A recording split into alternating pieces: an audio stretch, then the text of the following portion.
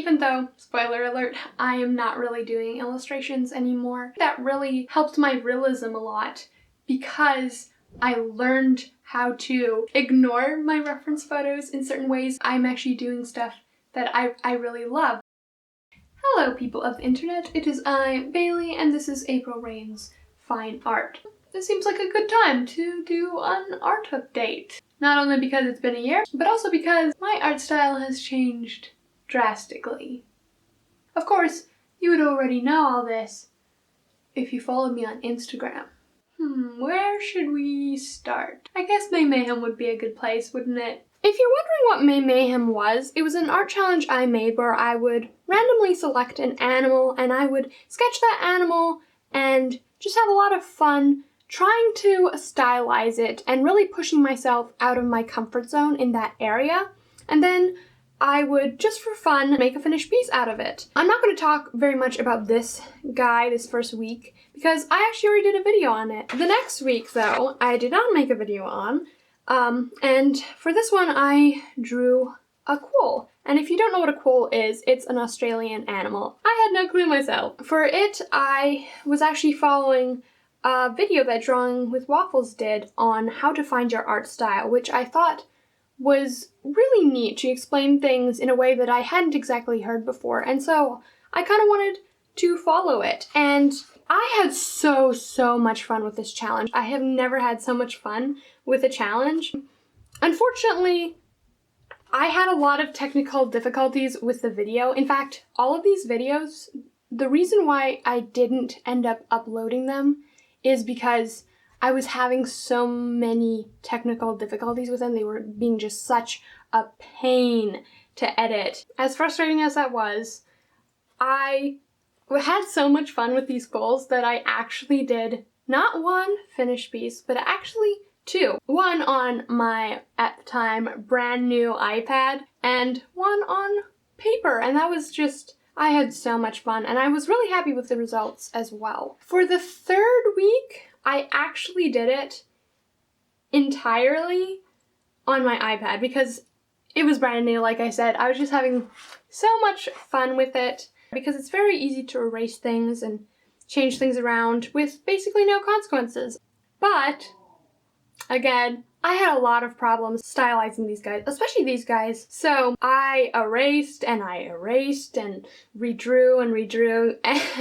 It took me quite a while to get to a point where I was happy with it. I think part of the reason why I love this challenge so much is, first of all, it just really well fitted to my personality. But second of all, it's just so rewarding. It's so rewarding to really, you know, deal with problem head on and work on it and work on it and work on it and actually like get somewhere where you're happy with it. And also, yeah, it didn't feel very high pressure because they were just sketches until I did the finished piece, which is exactly what I needed. For week 4, I did foxes in Posca pens. I thought Posca pens would be a great idea for this challenge. These were brand new. And the Posca pens, they just kind of force you to not be super realistic. Like the most realistic fox, as you can see here, is this guy, who I really love. I really love how this guy turned out. But still, like the colors aren't blended the most, you know, it's lined. It doesn't look like a real live fox. And so I'm really happy that I chose Posca pens for it because they really helped me stylize it because I couldn't really get around the fact that they would have to be stylized. There you have it. That's May Mayhem for you. Let me know down below which one was your favorite of the 4 weeks. This is where everything starts drastically changing. A little bit of backstory on me in case you don't know, but up until the point of making this channel, I basically only did realism. And in fact, I made this art channel in the middle of a bit of an art crisis with that. I wasn't really being as creative as I wanted to, and I was so tied to my reference photos and creating something realistic that I didn't really know how to break free from that and be more creative. And so I kind of just put it to the side for a little bit, and you know, I had just been discovering the wondrous world of illustrations and kind of started to want to explore that more. That's kind of what this channel follows, I guess, is my illustration journey. And I think even though, spoiler alert, I am not really doing illustrations anymore, I think that really helped my realism a lot because I learned how to, I guess, ignore my reference photos in certain ways and just take the elements that I wanted and to exaggerate other elements. I'm actually doing stuff that I really love. As much as May Mayhem and the other illustration challenges helped, they weren't really what got me out of my little rut with realism. You see, as I got further into my rut, I realized part of what was really stopping me from getting out of it was the fact that I never really planned out my pieces. And so, because I was so used to relying on the reference photo, knowing how it's going to turn out, it made it very scary to suddenly stop doing that and just, switch things up. Like, how was I supposed to know how it would turn out? Well, I didn't, because I didn't ever thumbnail things out. I didn't plan anything.